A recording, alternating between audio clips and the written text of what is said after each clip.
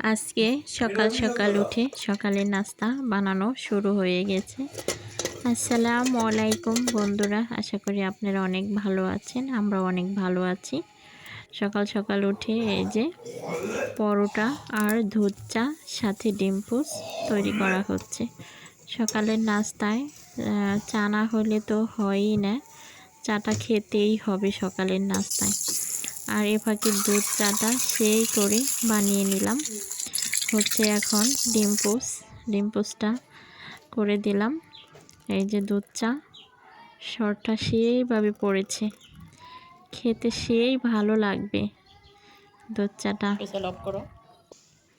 আর এখানে পরোটাটা এই যে তৈরি করে নিয়েছি, আর দুধ চা দিয়ে রুটি দিয়ে এখন মজা করে খেয়ে নেব।